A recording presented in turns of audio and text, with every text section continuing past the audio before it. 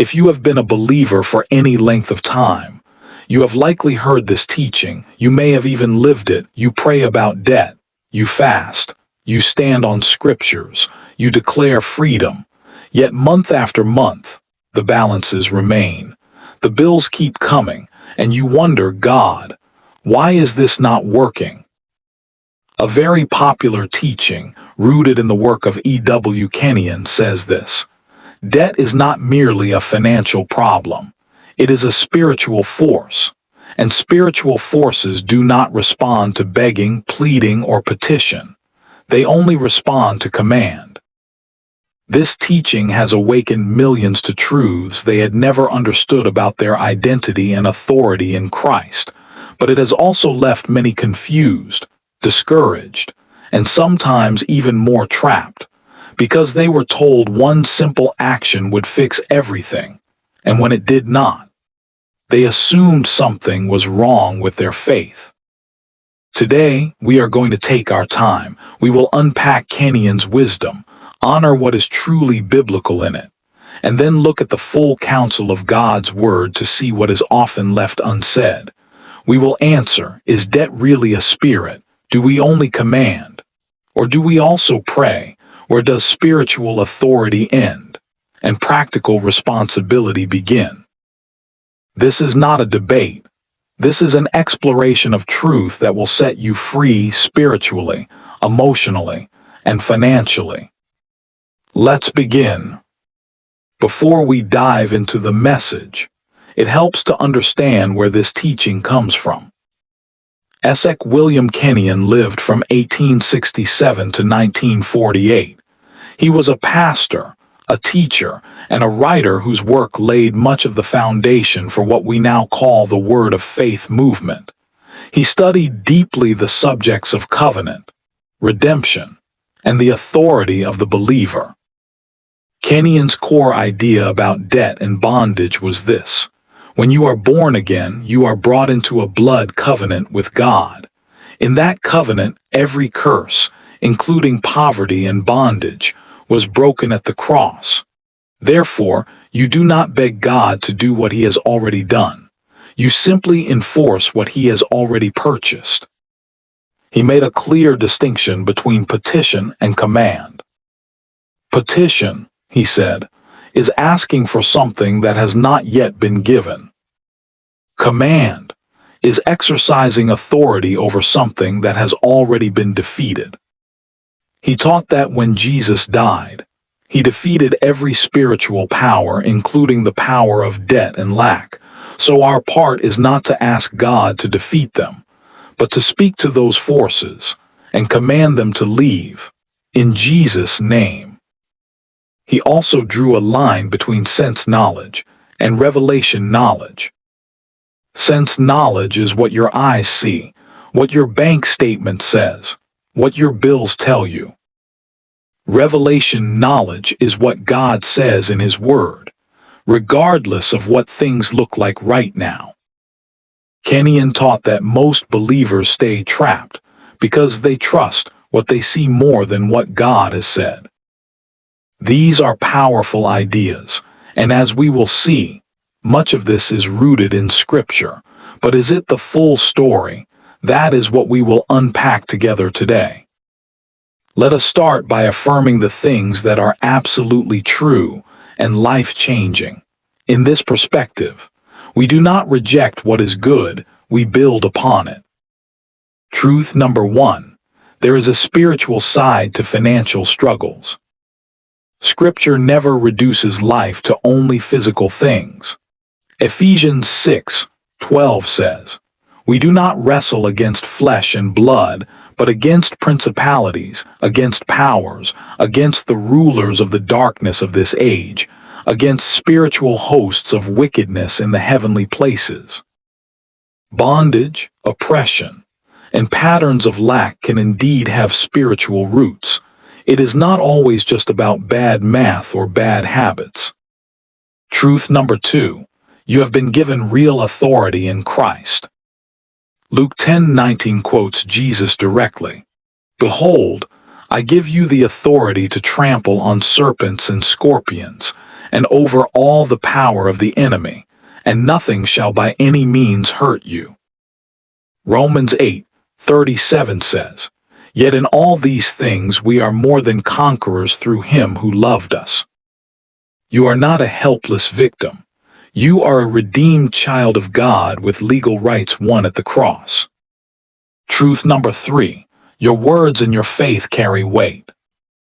Mark 11:23 says, "For assuredly I say to you, whoever says to this mountain, 'Be removed and be cast into the sea,' and does not doubt in his heart, but believes that those things he says will be done, he will have whatever he says."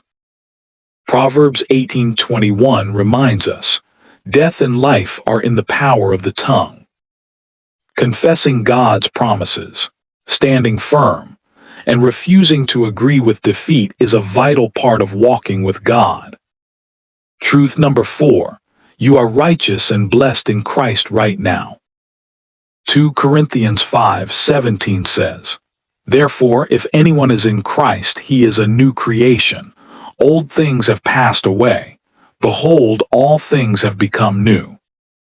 Galatians 3:13 says, "Christ has redeemed us from the curse of the law, having become a curse for us." Ephesians 1:3 says, "Blessed be the God and Father of our Lord Jesus Christ, who has blessed us with every spiritual blessing in the heavenly places in Christ." God has already done the hard work. Our part is to receive it and walk in it. These truths have changed lives. They have lifted people out of shame and passivity, and they are worth holding close. But now, let us look at the pieces that are often left out.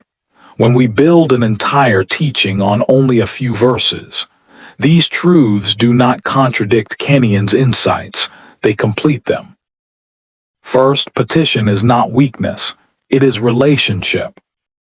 The idea that you should never ask God for help, never pray, "Lord, please provide, please guide me," is not biblical at all.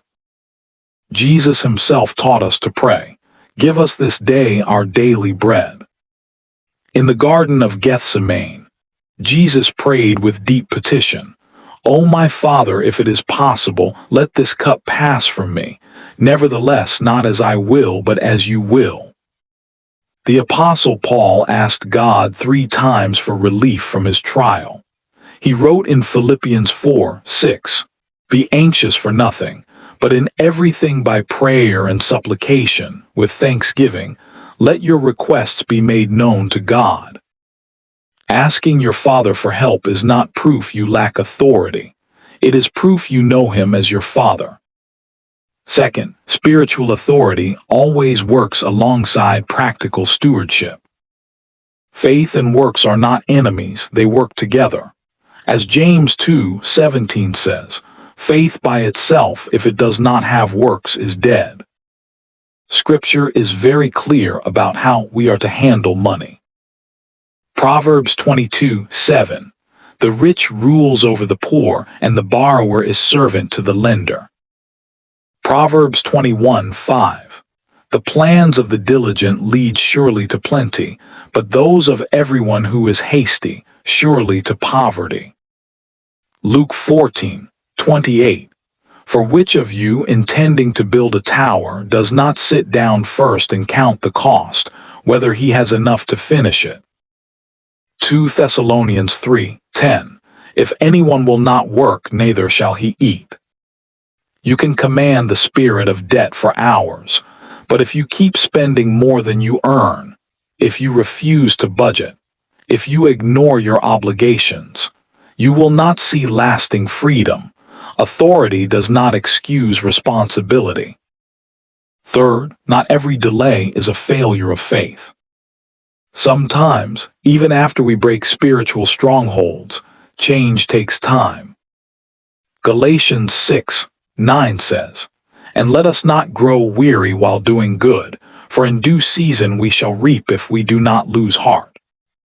Sometimes God uses seasons of pressure to build patience, character, discipline, or generosity in us. Sometimes we are reaping years of poor choices, and restoration happens step by step, not overnight. God is not slow, He is faithful, and His timing is always perfect. Fourth, debt itself is not a sin, but it is a bondage. The Bible never says debt is sinful, but it does warn us it brings bondage. There is a difference between borrowing for a home or education and being trapped in consumer debt from living beyond your means. And there is a big difference between a temporary season and a lifestyle of bondage. Fifth, we must walk in integrity toward others. Psalm 37:21 says, "The wicked borrows and does not repay, but the righteous shows mercy and gives." Freedom includes keeping your word, making payment plans, and treating others with honesty.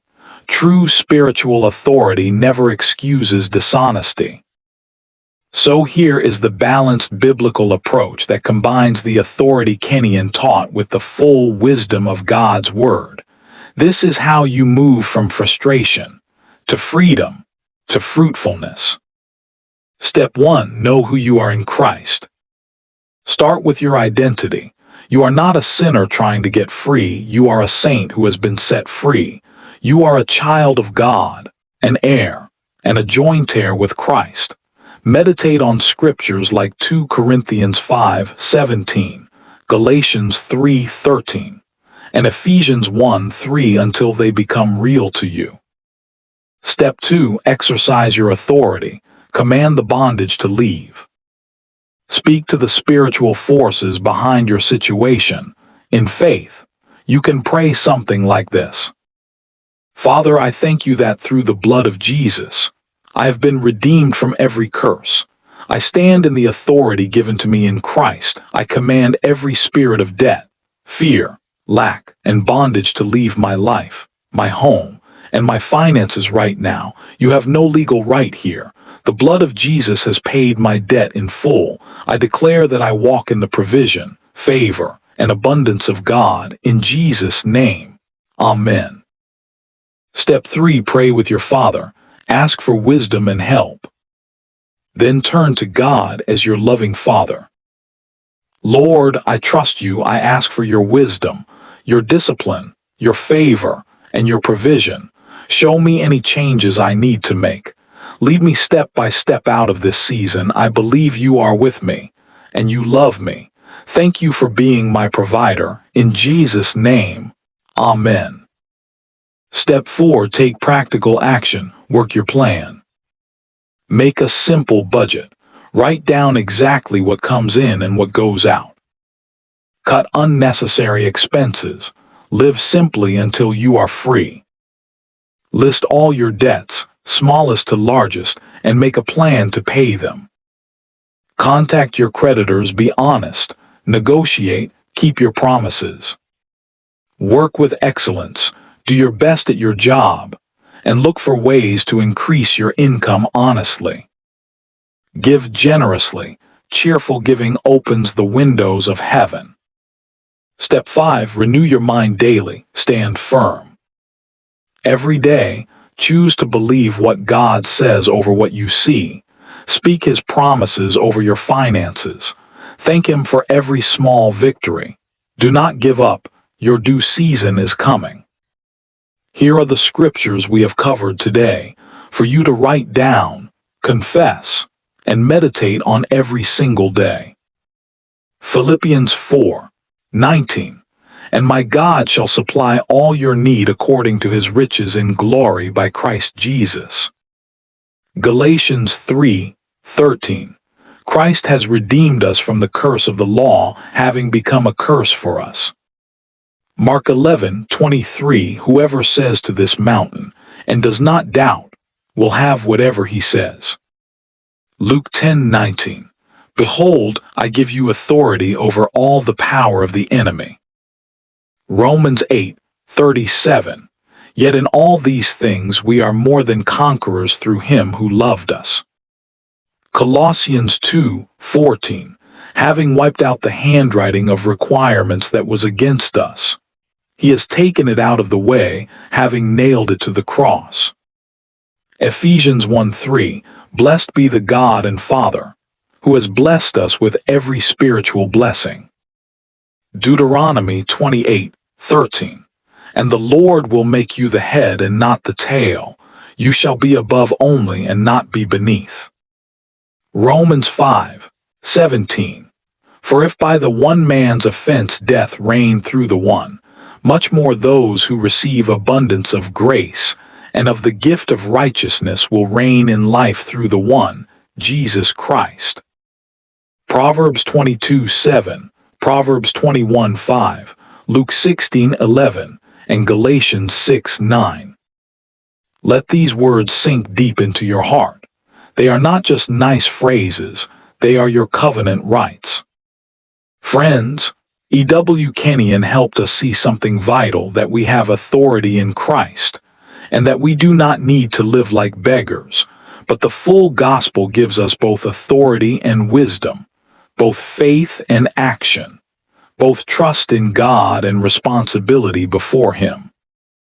Debt may have spiritual roots, but it has practical solutions too, and God will walk with you through every single step. I want you to type this in the comments below. I walk in Christ's authority and God's wisdom to live debt-free. If this teaching blessed you, please hit the like button. It helps more people find this truth. Subscribe and turn on notifications so you never miss a new video. May the Lord bless you, keep you, guide you, and bring you completely out of debt, into the abundance He has prepared for you, in Jesus' mighty name. Amen. See you next week.